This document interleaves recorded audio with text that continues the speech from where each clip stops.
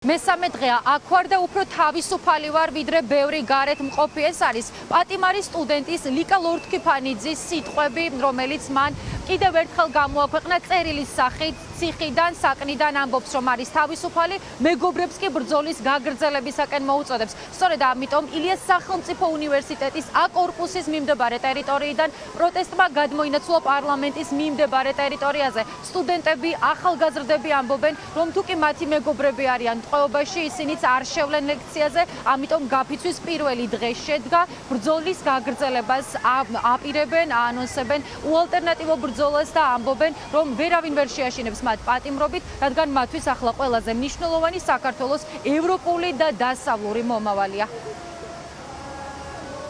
სანამ ჩვენი მეგობრები ციხებში სხედან, სანამ იზოლატორებში არიან გამომწვდეულები, იქამდე ჩვენ ვაგრძელებთ მათთვის ხმის მიწვდენას და ვაგრძნობინებთ, რომ ისინი მარტო არ არიან და რომ მათ ადგილას შეიძლება ჩვენც ყოფილიყავით და მაგიტომაც როგორც ერთი მთლიანი ოჯახი ისე ვართ შეკრებილებით. ხევანდელ დღეს რაც შეეხება, მოხდა ის, რაც უნდა მოხდენილიყო, მიზანს მივაღწიეთ, გაფიცვა მოიწყო და როგორც ყოველთვის გაფიცვის შემდეგ ისევ რუსთაველზე ვიმყოფებით და რუსთაველიდან ვაგრძელებთ უკვე ჩვენი მეგობრების გამხდენებას და პროტესტის აქტიური ტალღის გაგრძელებას. შეიძლება ითქვას, რომ დღევანდელი გაფიცვა შედგა და იყო ძალიან წარმატებული. ჩვენ ასევე დავგეგმეთ პარასკევს აქტივობა პარლამენტის უკან აქცია და ეს ემსახურება იმ მიზანს, რომ აქცია გადავიდეს უფრო ადრე დღის რეჟიმში.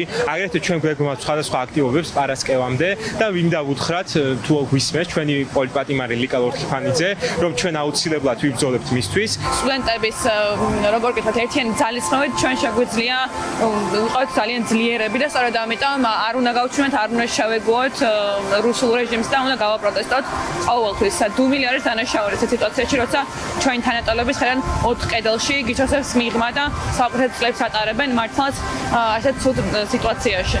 ამიტომ უნდა ვიბრძოლოთ ბოლომდე აუცილებლად. ჩვენთვის როგორც მომავალი ექიმებისთვის ემპათია არის უმნიშვნელოვანესი. და დღევანდელ დღეს რა რაოდენობითაც ვიყავით, ყველამ შევეცადეთ, რომ ხმამაღლა გამოვხატა სოლიდარობა დაჭერილი სტუდენტებისადმი. შევუერთდით გაფიცულ ილიანელებს, გაფიცვაც შედგა და დღეს უკვე პარლამენტთან გავაგრძელებთ პროტესტს და ჩვენი სათქმელის ხმამაღლა გამოხატვას.